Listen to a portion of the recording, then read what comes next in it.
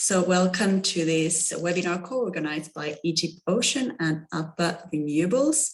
My name is Lotta Pirttima. I'm the Policy and Project Officer at Ocean Energy Europe, who are coordinating ETIP Ocean together with Technalia at the University of Edinburgh and Wave Offshore Renewables. ETIP Ocean is the European technology and innovation platform for ocean energy, and we aim at progressing the sector's development by bringing together ocean energy professionals and enabling knowledge exchange and learning from others. So this webinar is really part of that objective as well.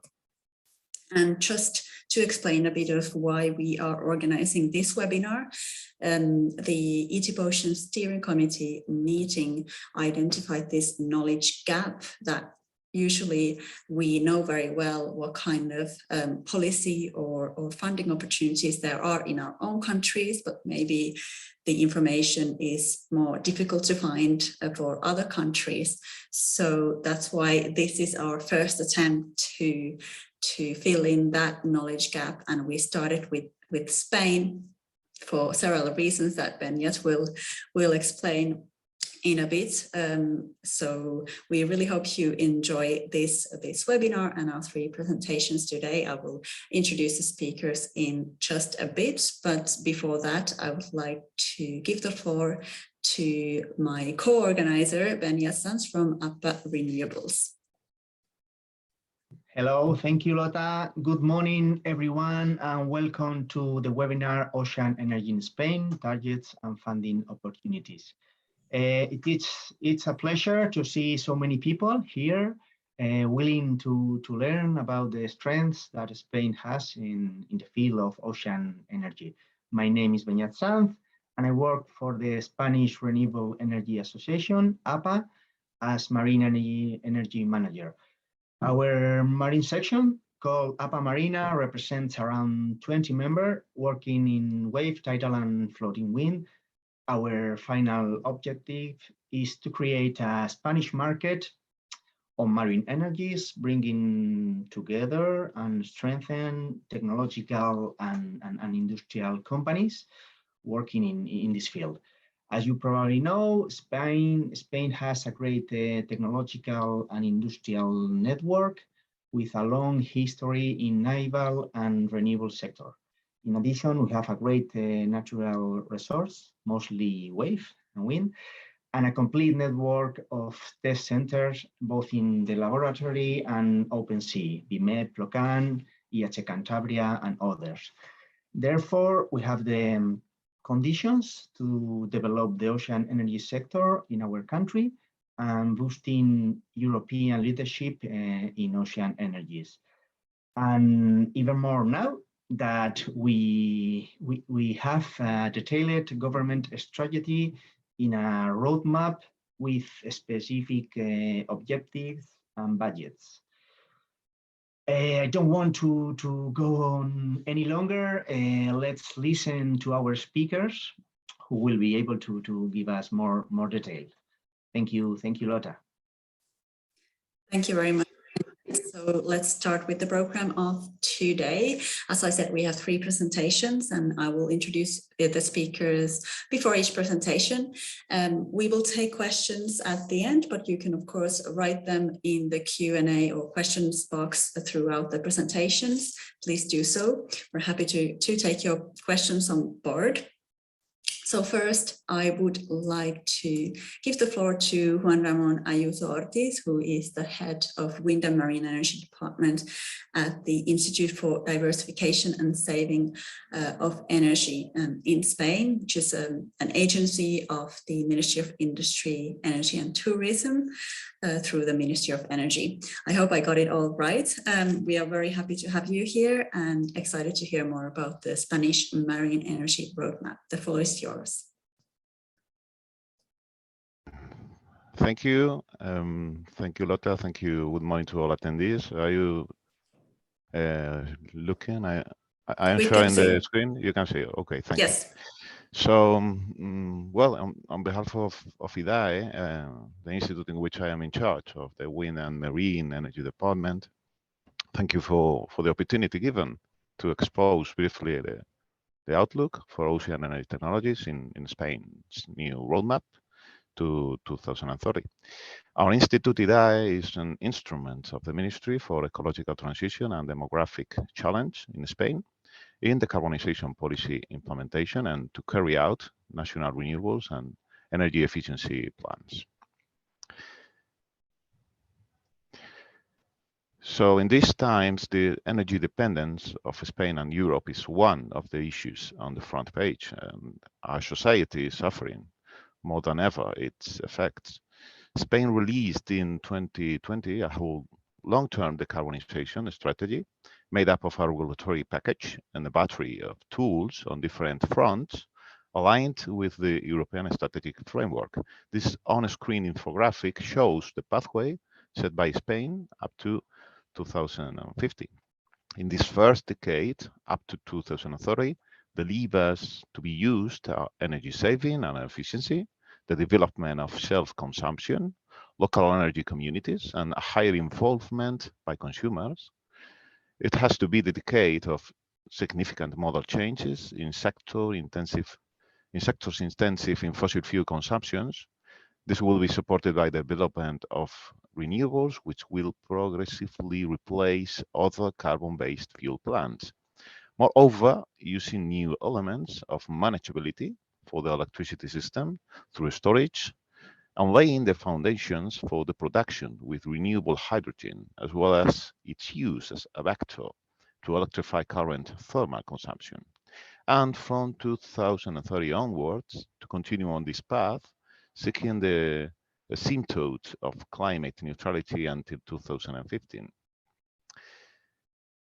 Regarding the Integrated National Energy and Climate Plan in Spain, it contains references and a tentative breakdown of the contribution of each renewable energy by 2030. The mix is subject to revision over the period, aiming for the goal of 42% of final energy in Spain to be of renewable origin by 2030. For the electricity sector, this would mean that 3/4 of Spain's electricity generation will come from renewable technologies. For marine energy, the plan includes a modest target of 50 megawatts, especially for demonstrators and pre-commercial devices for these strategic technologies beyond 2030. The Recovery, Transformation and Resilience Plan in Spain, within its LIBA policy number 3, just an inclusive energy transition, includes components 7 to 10 devoted to renewables, storage, hydrogen. With its measures, the plan represents an accelerating instrument for the energy transition to facilitate the implementation of investments and also to undertake the reforms required in different areas that shall also facilitate R&D in renewable technologies. The measures include specific committed milestones and a timetable for their fulfillment, which are regularly monitored by the European Commission. Measure C7, Investment 1, is aimed at new investments in renewables and associated support. Within this measure, the milestone 116 is devoted to new projects, technologies, or installations of marine renewable energy infrastructure.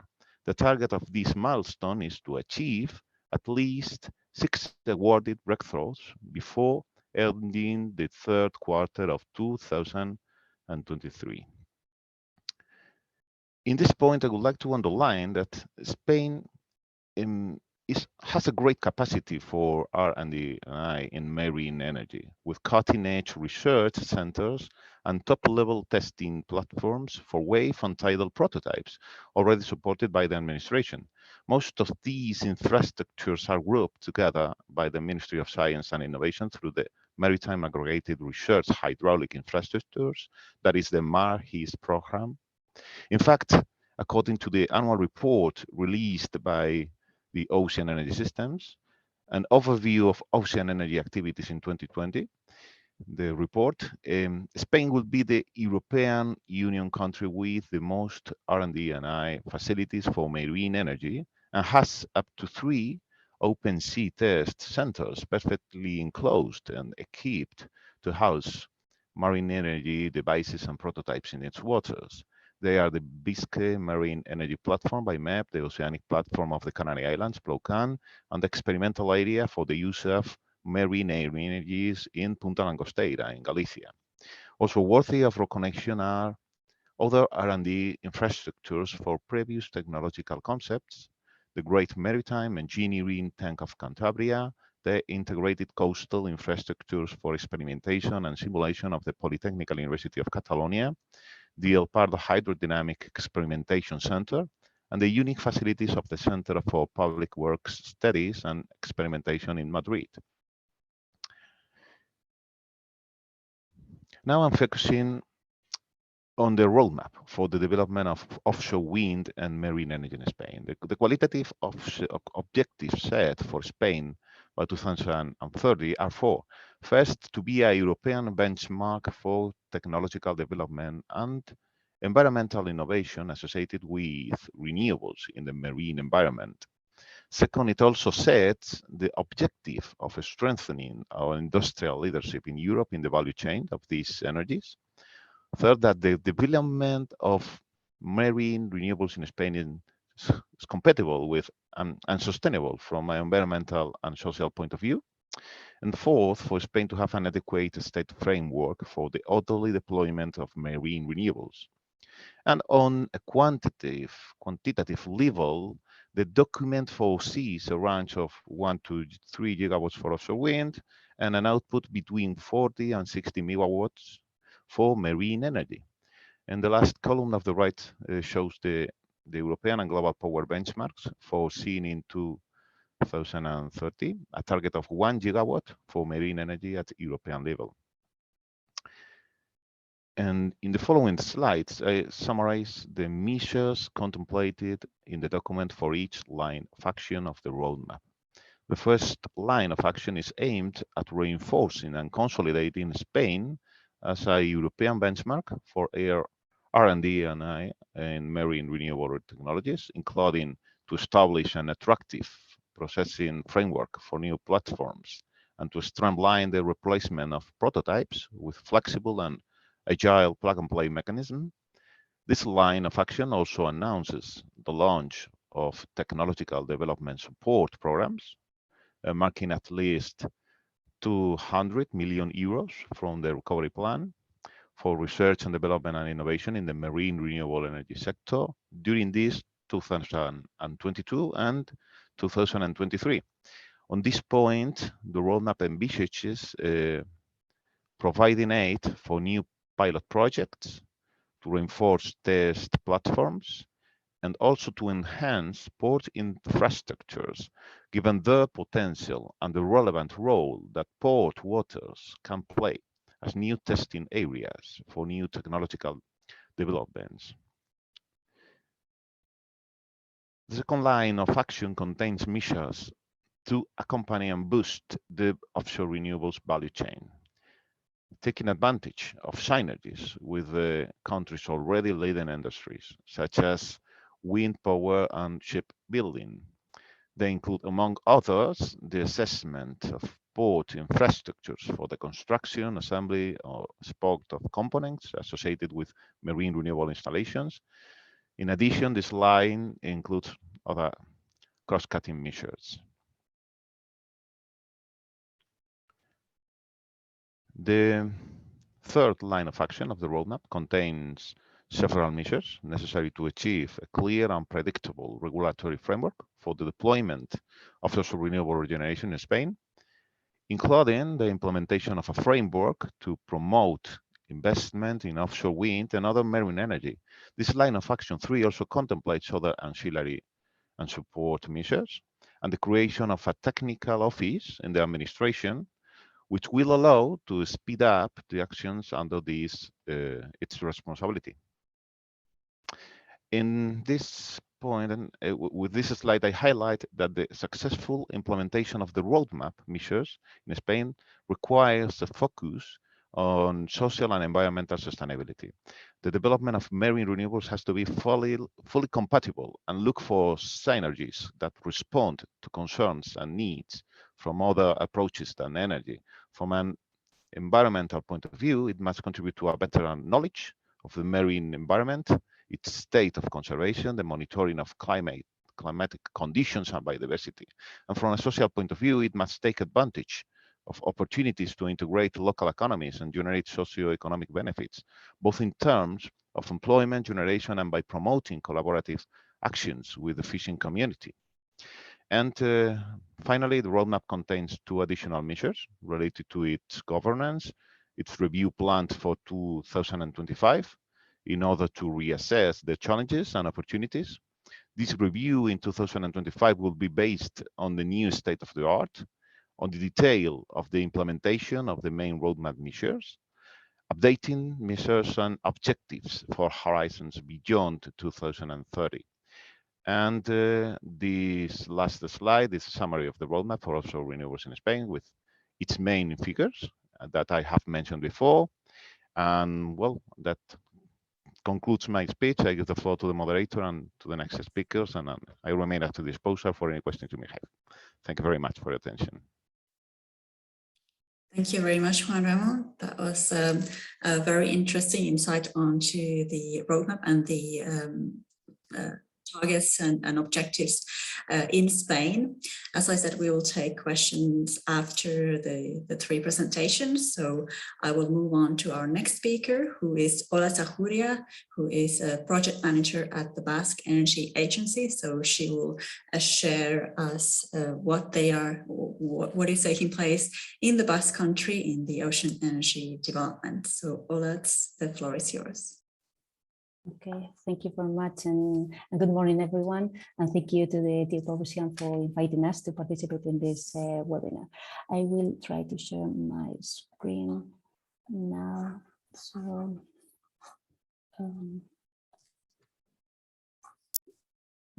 sorry, can you? I can see it. You can just go to full screen. Okay, can you see the screen? Perfect. Okay. Yeah.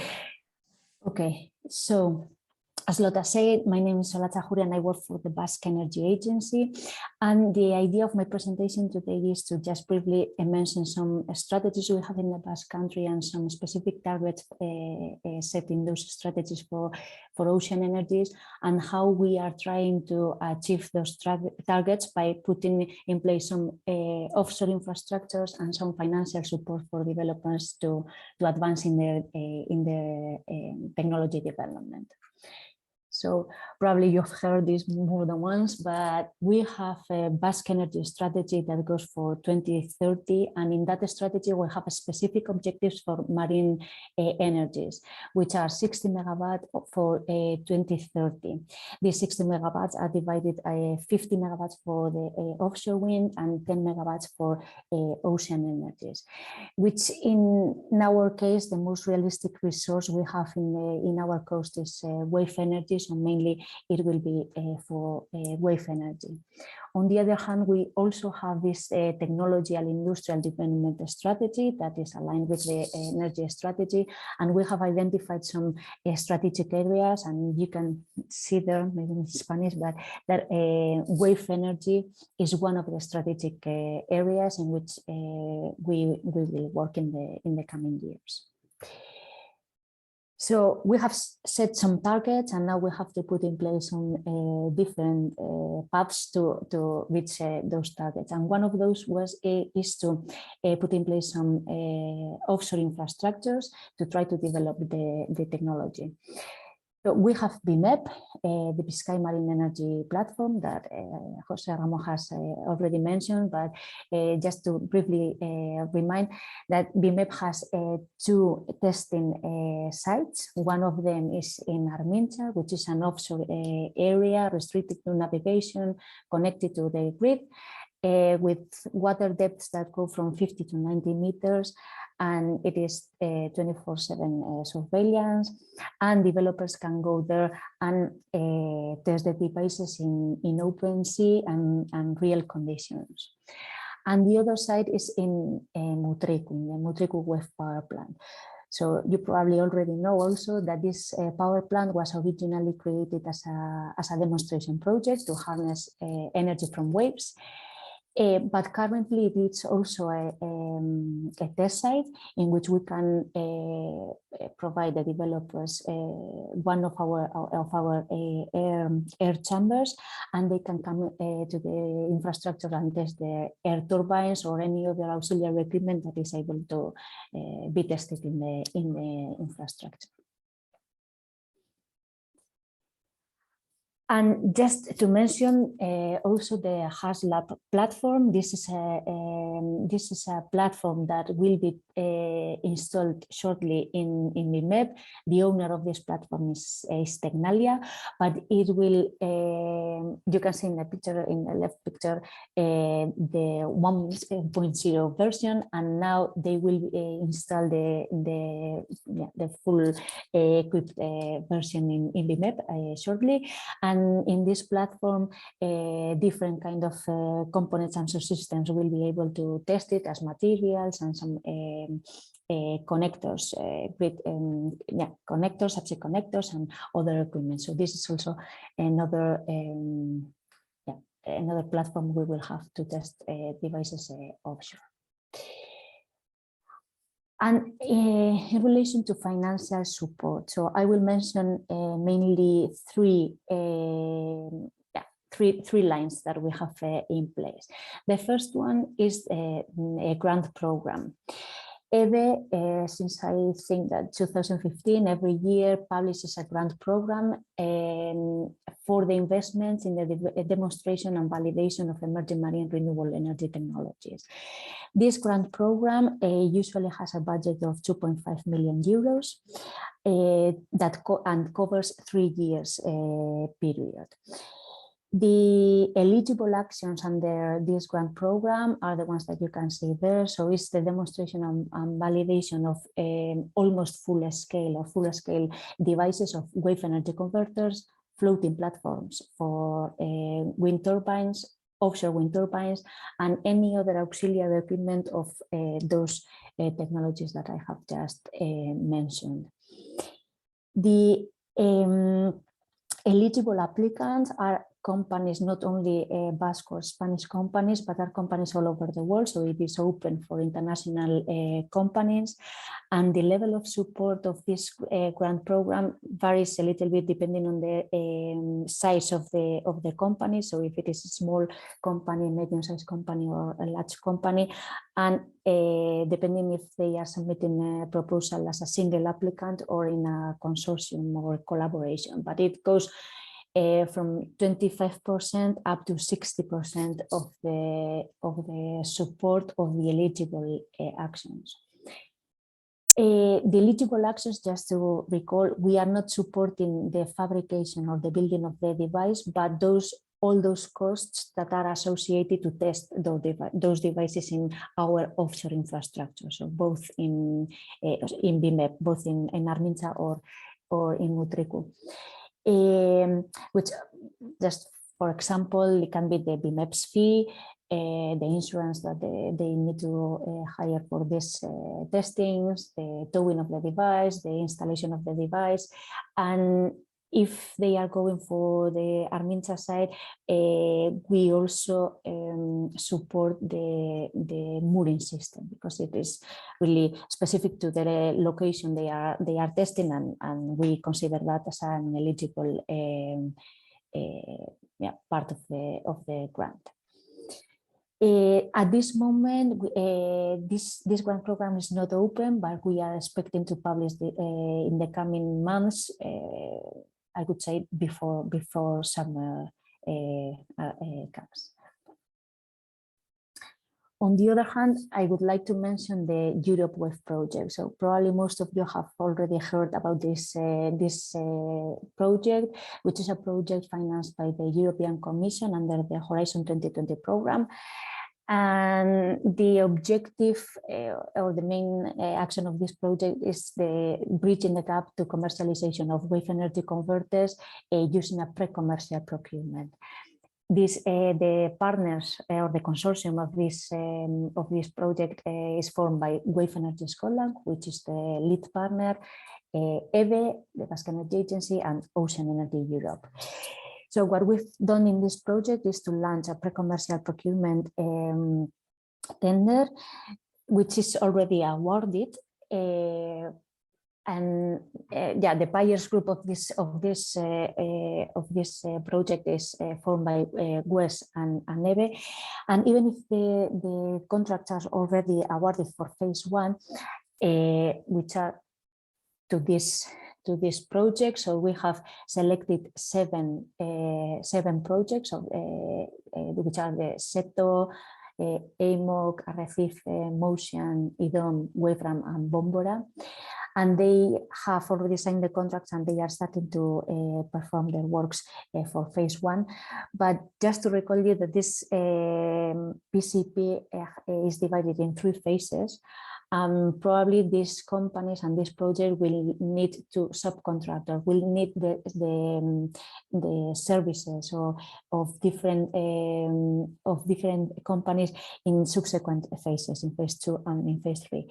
So our recommendation is just to enter the webpage to see what they are proposing. So who are these projects lead contractors and consortium partners and subcontractors. And if you are interested, just contact them and see how they are facing the proposals for phase 2 and phase 3, because out of these 7 projects, 5 will presumably go to phase 2 and 3 to phase 3. So there is an option for companies to participate, to still participate as subcontractors in this project.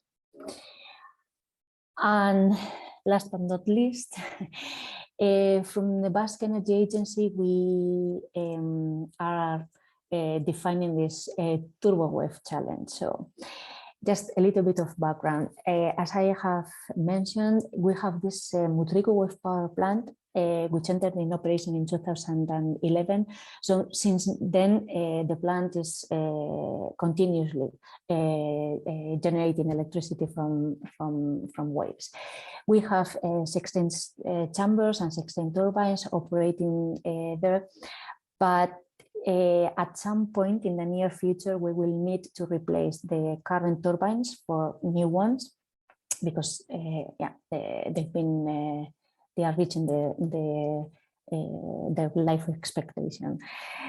So from our knowledge, there are no many commercial options for this plant, for these air turbines, and so yeah, based on our knowledge, we have launched this challenge that we want to see.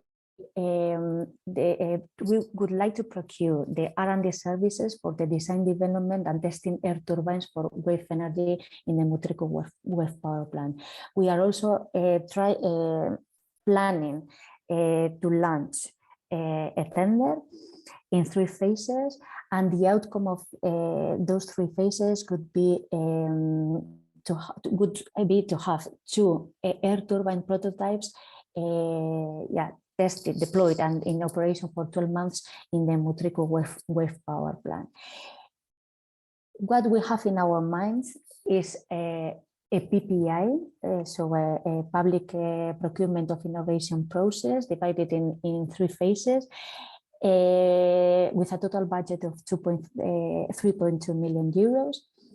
And it would have one phase for the concept development, in which we would be expecting 6 contractors to work during 6 months, and with a budget for each of them of 100,000 euros to perform some works.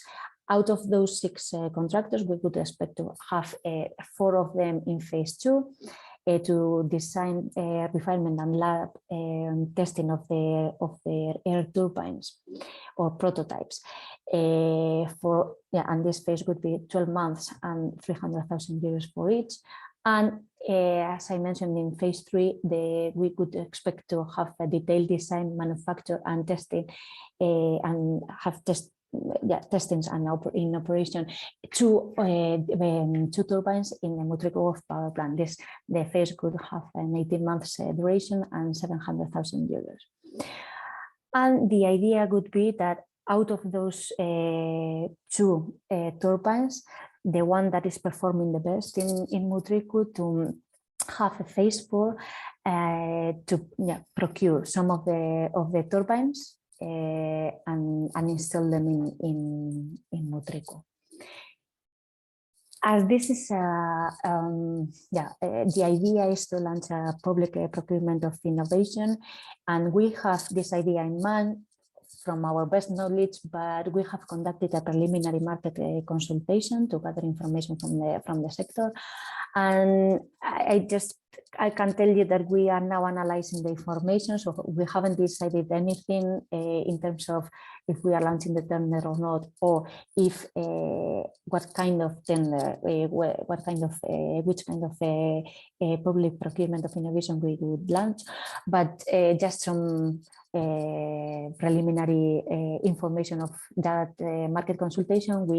The profile of the companies that have submitted proposals to this market consultation are mainly technology developers, also some universities and engineering consultancies. The country of origin of those companies is mainly, most of them are Spanish, and most of them are from the Basque Country, but we also received proposals from Ireland, Germany, France, and Portugal. Most of the companies are SMEs or micro SMEs, but we have also large companies and some startups. And we asked also about the level of maturity of their technology, of their air turbines, and most of them have said that they are in TRL 2, 3, or 4. So we have more information that we are analyzing now, and this will help us to take a decision if we are launching or not the tender. So hopefully it is a positive decision, and define the tender requirements. So this is all from my side. Thank you very much, and if you have any questions, I'll be here. Thank you very much, Olet. I'm sure our participants have been taking a lot of notes. I would like to remind everyone to type your questions in the Q&A box so that we can take them after the second or the last presentation. So I would like to give the floor to Joaquin Hernandez, who is the CEO of the oceanic platform in the Canaries, so Plocan. Joaquin, the floor is yours. Thank you very much for having me today and have the opportunity to give you an overview of what is going on in Plocan and in the Canary Islands. So as you know, we are located in the island of Gran Canaria. So our test site is 23 square kilometers. From 0 to almost 700 meter depth. We are an observatory in addition to a test site. So we are also testing offshore wind devices and also technologies related with the observation of the ocean.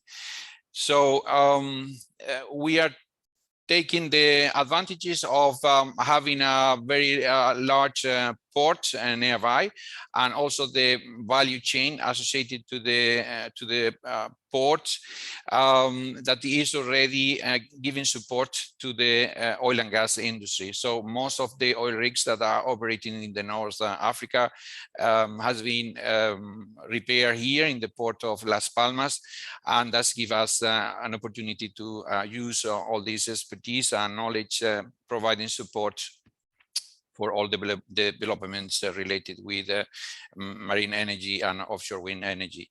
So in the test sites, what we are trying is just to integrate different kind of technologies, not only wave energy, but also solar floating, and also offshore wind floating devices. And also, as we will see later on, we are also working with several concepts related with the multi-use applications involving several technologies in the same platform, or locating in the same place several technologies. So also you can see here a little bit of the network that we are using, the electrical grid that we are using to take the electricity from the energy converters. Also, we are now in the process of installing energy, converters for power to X, especially hydrogen. We are especially interested in the accumulation of the energy in the islands, because, as you know, Canary Island is really 8 islands, but 6 isolated systems. So one of the main problems for the introduction of the energy is that we have to storage. Here in Gran Canaria, there's a large project that will be operational in 2026, Chira-Soria, that is 2 pounds connected with the 700-meter difference. So that's give the system much more stability, around 300 megawatts. The test sites is nearby of the port of Las Palmas, as I have said, but also nearby of our base in Taliarte, that we are very, very nearby of the airport. And also we have a secondary port that is Puerto de Arinaga, the port of Arinaga, in which already we have an industrial area and plenty of space. This port was designed for the introduction of LNG, but finally that doesn't happen. So now is prepare for everything related with renewable energies in the sea. So until now, we have been testing here, offering our facilities for testing different kind of prototypes related with marine energy. So from Wello to Undigen, and the Welcome project. So there's several technological developers that already has been testing. Also, we have to thank the Port of Las Palmas that always have provided the facilities, especially for deployment of large devices. The fact that the port is very deep, is almost 35-meter depth, so is help a lot in order to do all the necessary logistics related with the deployment of the equipment. So just now we have several companies that have been testing, like Wave Piston. Also they have used the logistic facilities of the shipyards near the port of Las Palmas. That's also another advantages for the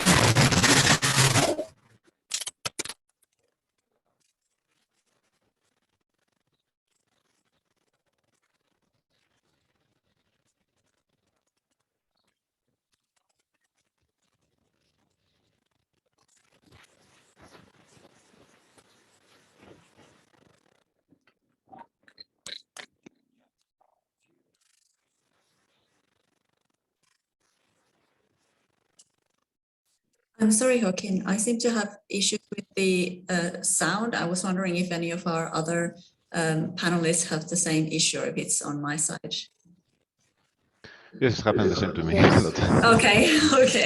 So in that case, Joaquin, I think we can't hear you anymore, or I got this very loud noise at the beginning, and now I can't hear you anymore.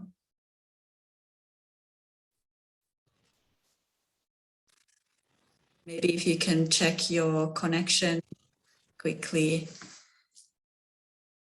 Maybe it's your mic connection, or if you're connected to Wi-Fi. Headphones, maybe. The microphone or the headphones. We can't hear you now. Maybe in this period, I can try to answer some questions that audience have done in the answer questions. Okay. Let's do that. Maybe I see that Joaquin has, so he will try to connect again and see if he can, finish his presentation. Okay, in that case, yes, let's take some of the questions. So I'll just read it out loud, Juan Ramon, you can take it from there. So, and the first question we have here is that Spain is a leader in the development of floating wind foundations. So what is the stage of marine energy concepts in Spain in comparison with other countries, and when did we estimate the first marine energy farm to be commissioned in Spain? I think some of the maybe the first part of the question will be already answered by us and Joaquin, but Juan Ramon, let me know what you want to comment on any of those points. Yes, because I would like to underline that there has been a recent report by the Ocean Energy Europe this March 2022 that has published key trends and statistics, and for tidal stream, 2.2 megawatts of new tidal stream capacity has been deployed in Europe this 2021. And the devices with more unit power was 2 megawatts by Orkney and by Orbital Marine Energy Power in Orkney, but there is another Spanish technologist that is Magallanes Renovables with 1.5 megawatts of unit power in Scotland, so it's very good positioned. And for wave energy, this 2021 were installed in Europe almost 300 kilowatts, and but it's tripling compared to 2020, and well, this has been successfully tested in part in Spain. And there is another question that it's seen that Spain seems to be natural resource based, focused on wave energy and respective technologies marine. If there are any tidal project planned as well, I would like to say in terms of potential in Spain that the potential of marine energy depends on many factors. And one of them, of course, is the existence of areas with a high resource. For instance, for tidal stream in Spain, maybe it only would have sense in terms of potential with the state of the art in the Strait of Gibraltar nowadays in Spain.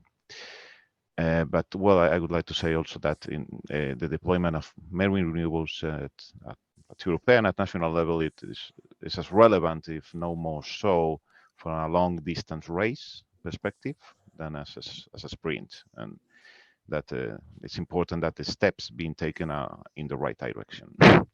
Thank you. Thank you, Juan Ramon. And before I go back to Joaquin, I was wondering if Olet, you have any insights on the first wave energy farm. Are there any projects in the pipeline in the Basque Country that you are aware of? For the farms, not yet. We are working. We have ideas, but we are in the phase, as José Ramón said. We need to develop the technology. Single units of, in this case, as we have wave energy resource and not so much tidal resource, so we are focused on wave energy from the Basque Country. Then if we can also support tidal projects. But we are focused now on having reliable wave energy converters. So both by the Europe Wave project and our programs to take those technologies up to TRL 6, 7, and 8. And yeah, then we are planning and we are looking forward and planning some other steps behind that or upfront, but to have farms, because this is, as I told you, we have our targets. We have 10 megawatts for 2030. So it is an ambitious target, and we don't know if we will reach those, but we are working on those. But we still need to develop the technology to see that it is reliable before giving the next step. Thank you, Alex. Okay, let's try with Joaquin. We can see your screen, but we can... Okay, could you hear me again? Yes, we can hear you, but... Okay, sorry about that. That's your presentation. Some kind of issue. So Yeah, thank you very much. Perdona, sorry, I have some interference here. So just to mention, in order to finish my presentation, the next. Sorry, Joaquin, we can see your. I think it's a messaging app or something on the screen. It's okay. Presentation. So maybe share it again and choose the presentation. Yes, share it. Yeah. Is the start 3? It's okay now? Let's see, it's loading. Yes, perfect. Okay, great. So yes, I would like just to mention a few of the next developments or testing that is going to be carried out here with Ocean Oasis, just to mention a few of the technologies. Also, there is another technology that Wave Gen. Mainly, all of these technologies are related with desalination. Here, that is very important because in the Canary Islands, we need something like 500,000 tons of fresh water from the sea every day. So that's an important issue here. And as I mentioned before, we are also working with several projects, European projects related with multi-use, with combining offshore wind with wave energy, aquaculture, other and wave energy with other kind of technologies, and in this case also desalination. This is the Musica projects, just to mention about it. Also, we have signed it together with FPP, floating power plants, next testing of their device here. Also in this device, we have a combination of wave energy plus offshore wind, and also they plan to do some hydrogen storage. The hydrogen issue, as I told you before, is quite important for any kind of energy vectors are quite important for the Canary Island. So yes, I would like just to mention that we are also part of Marine Energy, the European S3 infrastructure related with the test sites. And we have several programs in order that help testing using that infrastructure, like Marinet, for example.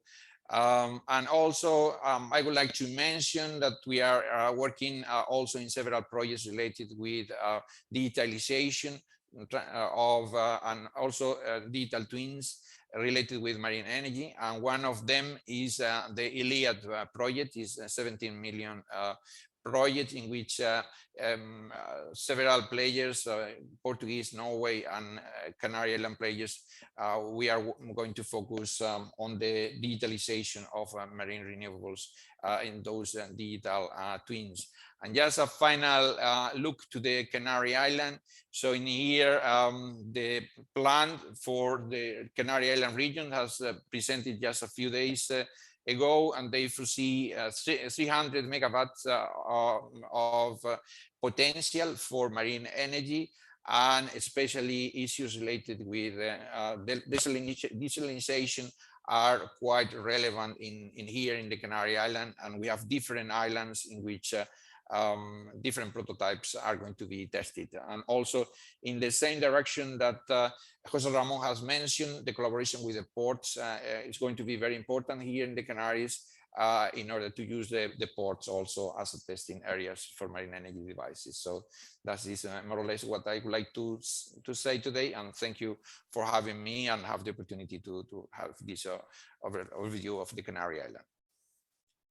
Thank you, Joaquin. I'll just start with the same question to you. Actually, are there any wave energy farms planned to be deployed in Plocan in the next few years? Not yet. I mean, not farms. We are planning to have full size devices, several of them from different technological developers, but in an experimental basis. Outside of Plocan, I know that there is an initiative going on, but some of them are confidential, so I cannot say much about that. But I think that Canaries really is going to be one of the first regions where these kind of energies are going to be feasible from the economical point of view, because in here the cost of the energy, the electricity, is something like 3 times that in the mainland. And we are producing, we have a system of 3 gigawatts here in the Canaries, and the generation cost is mainly based on diesel, on burning diesel and combined cycles. And of course, this is very expensive. And with the price now of the oil, I think that in the next years, does have to be speed up. Thank you, Joaquin. We have a couple of minutes for some more questions, so I invite all the panelists to turn on their cameras, and maybe, of course, let me know if you want to make any comments or interventions on anything you've heard today. But I would just start with a question to Juan Ramon about the research and innovation funding that you mentioned. Of that, if I recall correctly, it was 200 million euros that would be allocated to offshore wind and marine energy. Is there any idea of through which programs, national programs, that funding would be allocated, or how that will kind of be distributed in practice? Yes, thank you. Well, we are working on that. In fact, it will depend on some factors, but well, we have clear that this 200 million euros has to be allocated to pilot projects, to the creation of new testing platforms, or the reinforcement or an adaptation of existing ones, and to the adaptation of port facilities and test and development sites.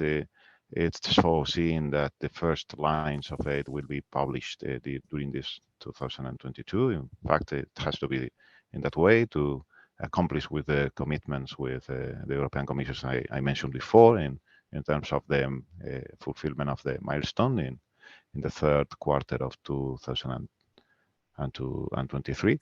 The preferential funding mechanism for these first lines will be an investment grant on the basis of competitive mechanisms, but with the rules of the European level that many stakeholders know perfectly, that there have some limitations in terms of intensity of aid and in terms of volume of investment for the projects. But we will have to wait to see the basis. In terms of those lines of aid that will publish EDA, there are some cutting-edge, some transversal questions that are very similar to other lines, and in fact, as I said before, it will have to accomplish with this European framework and national framework that the stakeholders know. Thanks. Thank you. Okay, I have a question for Oleg here. You mentioned that the demonstration and validation for wave or offshore wind platforms might be open later this year. Do you have, if that is the case, do you have any prediction on when that could be opened, and until when companies would then have time to apply for that? Yeah. Okay, thank you. We should open the program before summer. So I can't guarantee when, but if it goes live, it could go before summer, hopefully a bit earlier during the spring. And usually we leave time for applicants. I mean, the deadline open until the end of October. This is the usual what we've done in previous years. So yeah, we would expect to publish in maybe in couple of months or something like that, and leave it open to submit applications until the end of October, more or less. Thank you. So companies could already start thinking of whether to apply for that one. Yeah, and just to recall that this grant program would cover costs from 2022, 23, and 24. So if they are planning to test their devices, for example, in 23 or in 24, this program would cover those costs. Great, thank you. And a final question to Joaquin. Are there any, or does the Canary Islands or Plocan have some kind of similar financial support available for companies who would like to deploy and test at Plocan, or how could they go on with that? Yeah, the companies here, what they are mainly using is the incentives for R&D in the Canary Island could be until 75%, like a fiscal check. So really the conditions are quite good, and you can get the money back in the next fiscal exercise. So that is normally how the companies do, and also using European projects or CDTI projects from Spanish level. And also now the opportunity is looking for the next generation of the investments that are going to be in the market very shortly.